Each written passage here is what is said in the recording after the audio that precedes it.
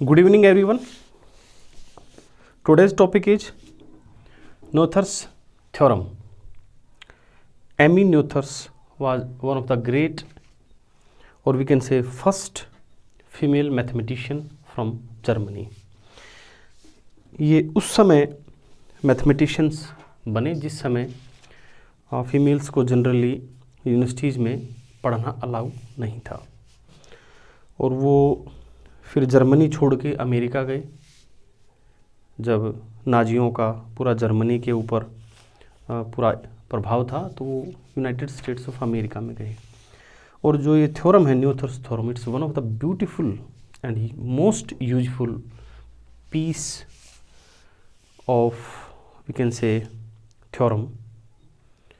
और इसका जो आज हम इसको जो पढ़ने वाले हैं, ये तो इसका ये समझ लीजिए बहुत ही छोटा रूप है, इसको आज हम समझेंगे मैकेनिक्स में। अदरवाइज न्यूथर्स थ्योरम जो है क्वांटम इलेक्ट्रोडायनेमिक्स में, फील्ड थ्योरी में, वहाँ पर इसका बहुत बड़ा एप्लीकेशन है। यानी हम जो आज पढ़ने वाले हैं वो तो ज़रा सा एक प्रकार से आप इसको ये समझ लीजिए एक इंट्रोडक्शन है। And this theorem connects to concepts or two notions of physics which are symmetry and conservation laws. जब आप फिजिक्स पढ़ना शुरू करते हैं तो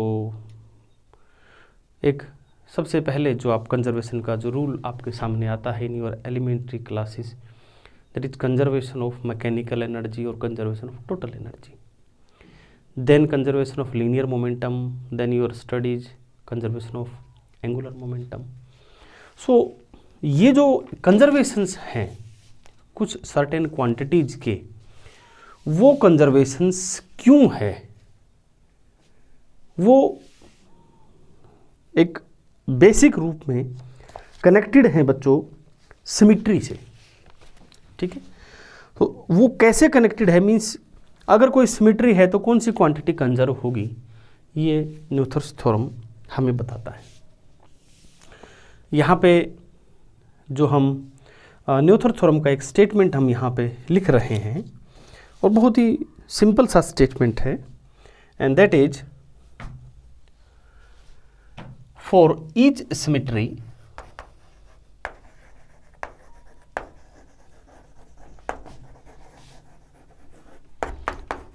देयर इज ए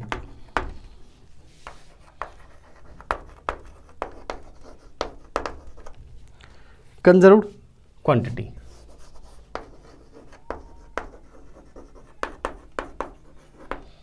थोड़ा हम इसको थोड़ा डिटेल में समझेंगे, what do we mean by symmetry. देखिए पहले बच्चों, हमारे पास एक कोई भी मैकेनिकल सिस्टम है जिसका लैग्रांजियन हमने रिप्रेजेंट किया with the help of these coordinates Q dot T R just short hand notations for QI, where I span from 1 to the number of degrees of freedom। तो ये आप इसको आप ये अंडरस्टूड समझ लीजिए। इसको हम बार बार Q1, Q2, QF, Q dot 1, Q dot 2 up to QF ऐसा हम नहीं लिखेंगे, ये आप इसको समझिए। सपोज वी ट्रांसलेट और we can say change any of the coordinate of this Lagrangian, say we change Q to some new coordinate Q prime and Q dot to Q dot prime T, let's it's as it is.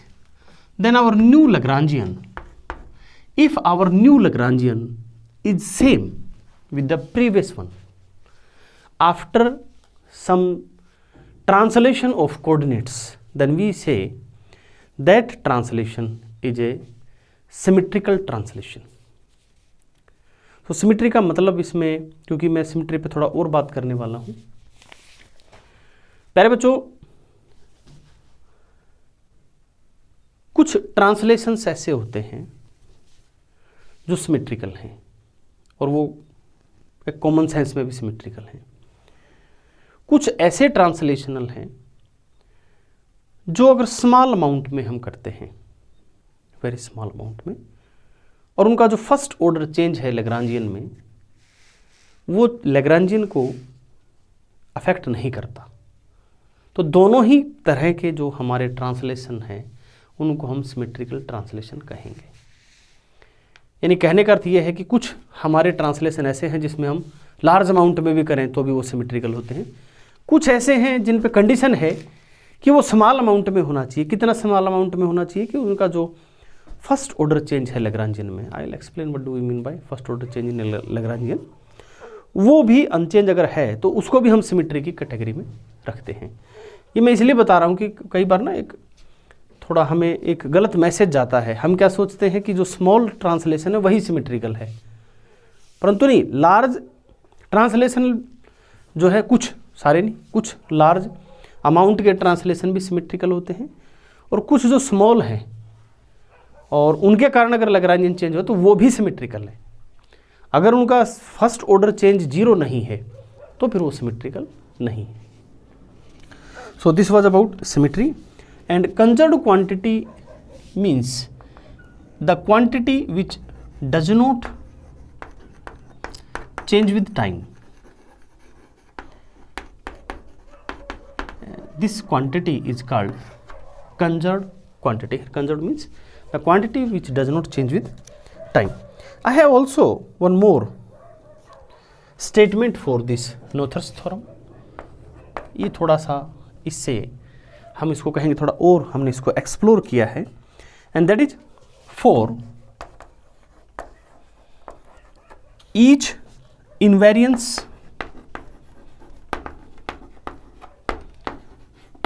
of the Lagrangian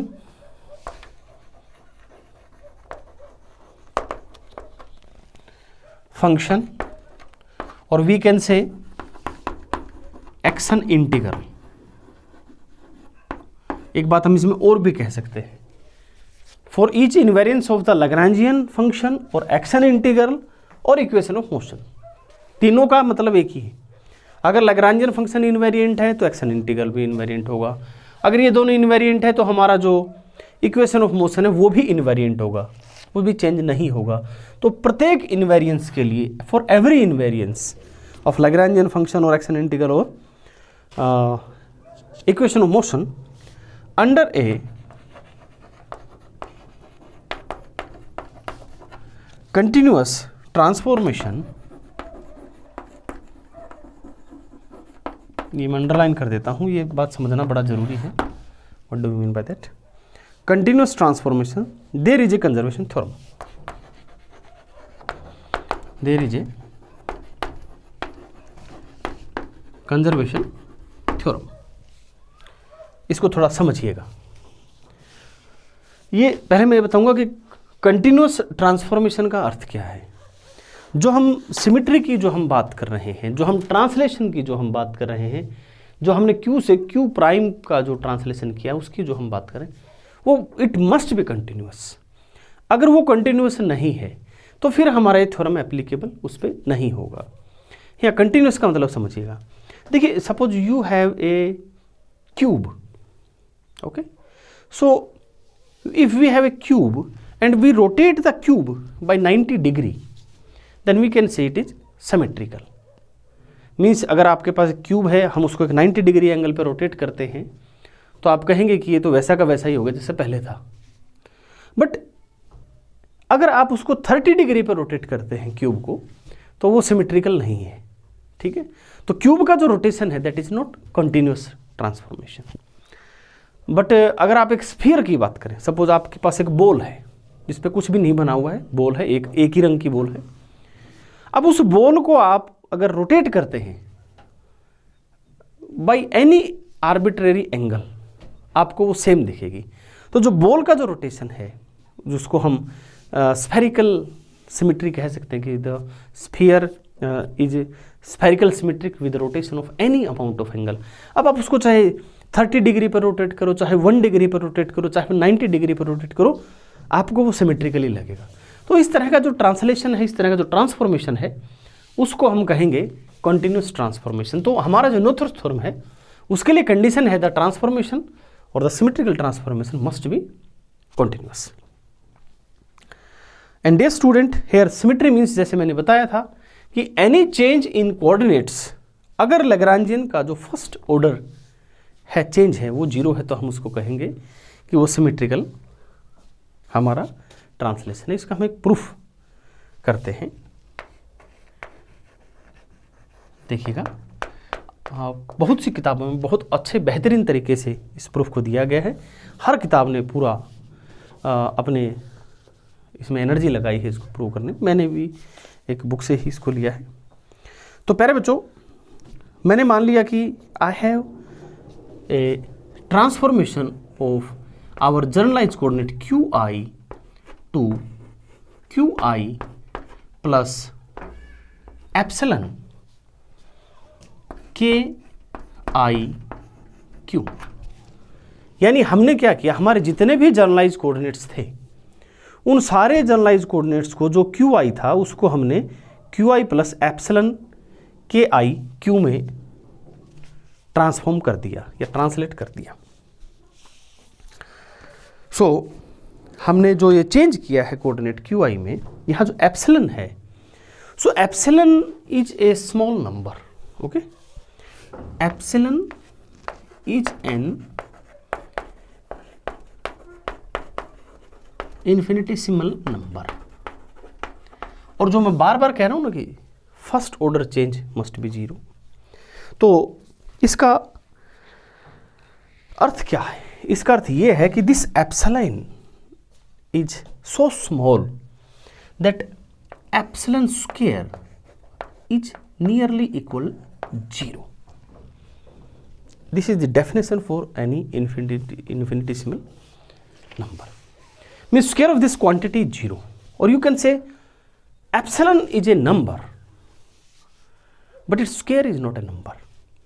Okay, so this is a small amount of small number, small, and this KIQ is a function. इसको थोड़ा इसको देखो समझो। मैं एक example लेके कोशिश करता हूँ आपको समझाने की।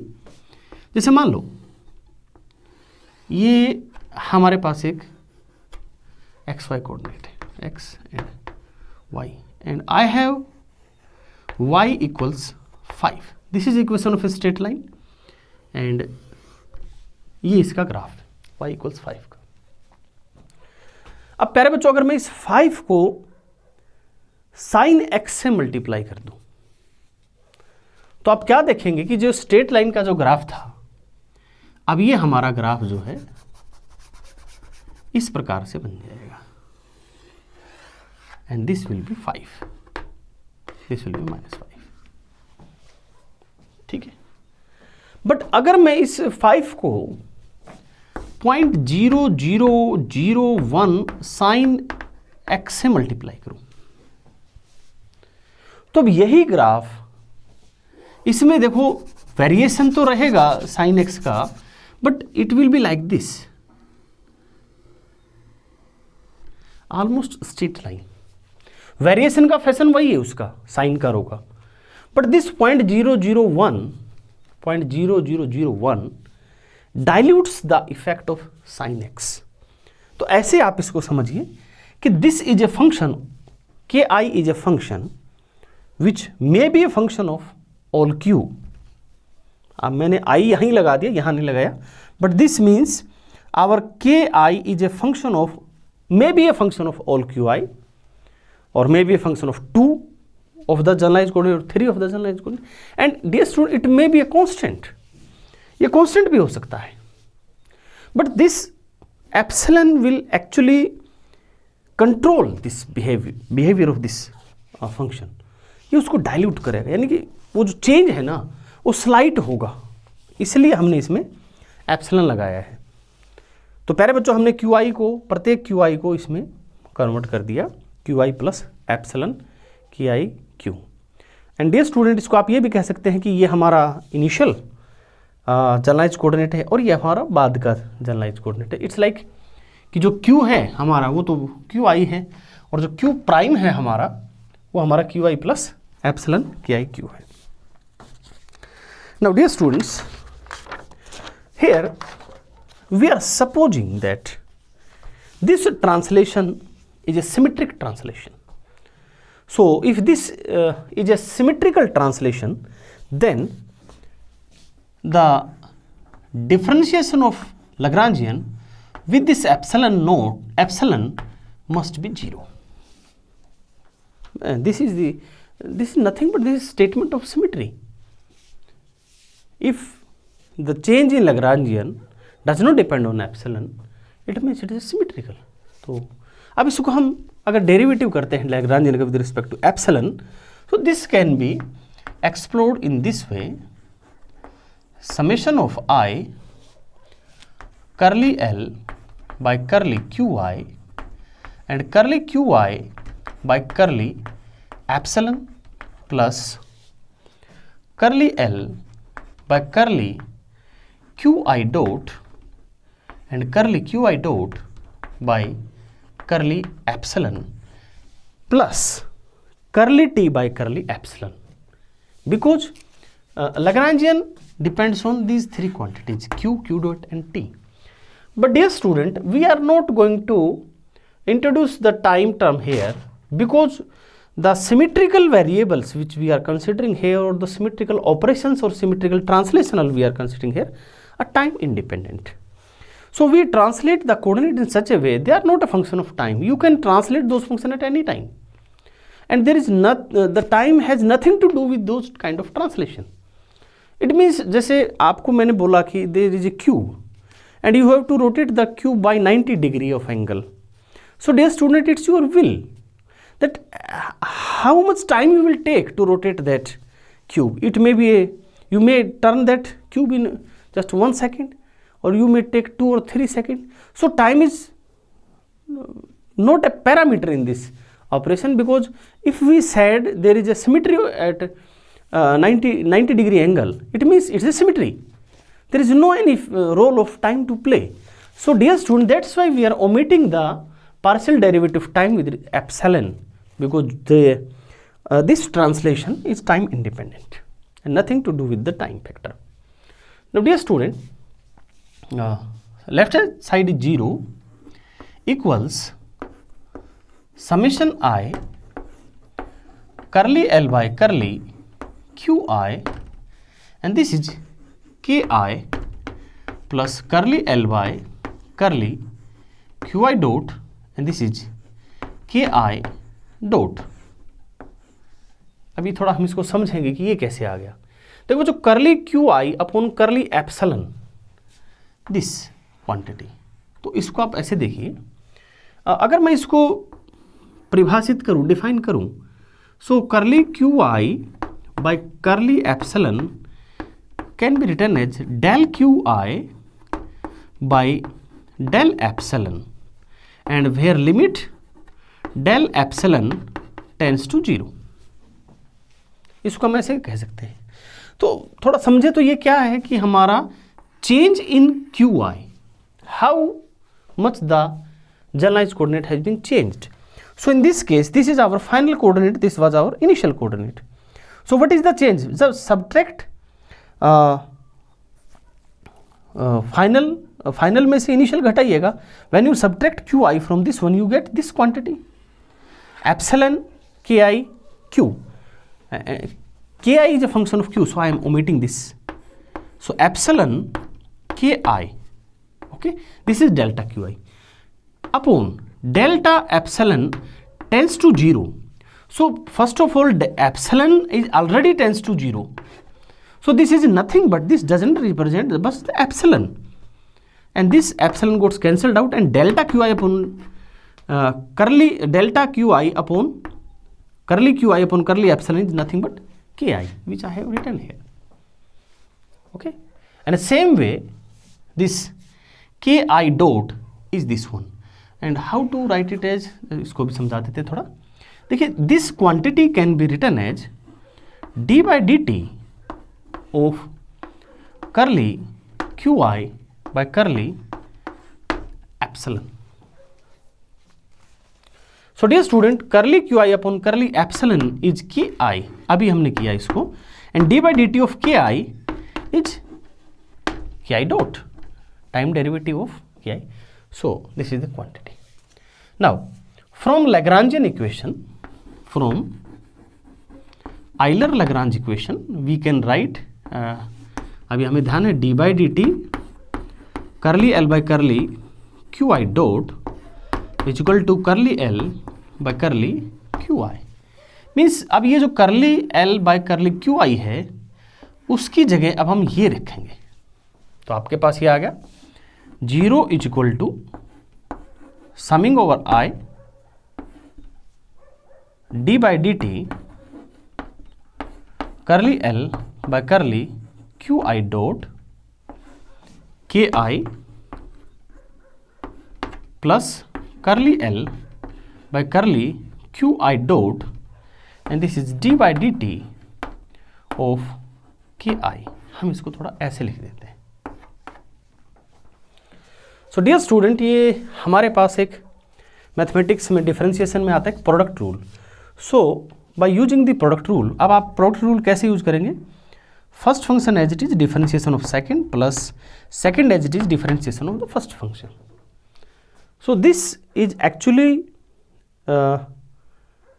a differentiation of product of two quantities, and we can write this as 0 equals d by dt of summation over I, and what is this quantity? That quantity is curly L by curly qi dot, a dot is here, and ki। आप इसका अगर time derivative करेंगे by using product rule, ये यही आएगा आपके पास। And प्यारे बच्चों, इसको हम लिख सकते हैं d by d t summing over i, this curly L by curly q i dot is our generalize momentum which is p i and k i. And dear students, the time derivative of this quantity is 0. This implies this quantity is constant, which is say q. We denote it by q is equal to summing over I pi and ki, and you can mention q. You can also mention q everywhere, as we already know ki is a function of q. So this quantity is conserved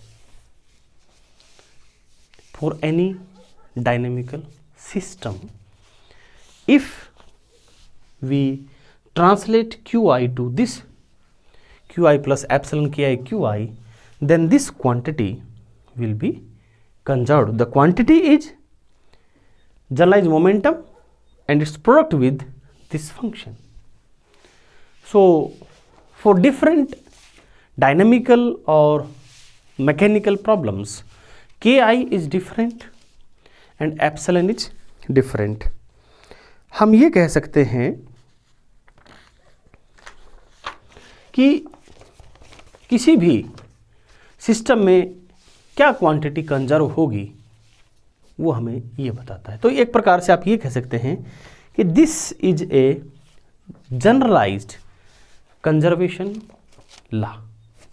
means जो conservation of energy हम कहते हैं, conservation of linear momentum हम कहते हैं, conservation of angular momentum जो हम कहते हैं, वो सारे इसी से निकलते हैं। बस आपको ये जो ऑपरेशन है ये अलग अलग करेंगे तो अलग अलग क्वांटिटीज कंजर्व होगी, but the condition is the operation must be symmetrical. और सिमेट्रिकल का मतलब मैंने जैसे आपको बताया कि दो कंडीशन ध्यान रखें आप सिमेट्री में, केवल इसको रटे नहीं। सिमेट्री का मतलब है कि वो ट्रांसलेशन जो लैग्रांजियन को अनचेंज रखे, और लैग्रांजियन के साथ साथ आप दो और बातें भी बता सकते हैं। उसका मतलब यही एक्शन इंटीग्रल कह सकते हैं, इक्वेशन ऑफ मोशन कह सकते हैं।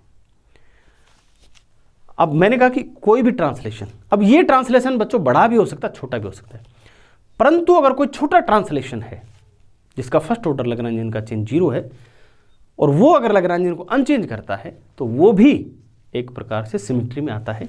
यानी सिमेट्री का अर्थ छोटा भी नहीं है बड़ा भी नहीं है। अगर वो छोटा है फर्स्ट ऑर्डर चेंज तो भी वो सिमेट्री में आ जाता है, अगर वो बड़ा है लैग्रांजियन को अनचेंज रखता है तो भी वो सिमेट्री में आता है। Thanks for watching the video प्यारे बच्चों।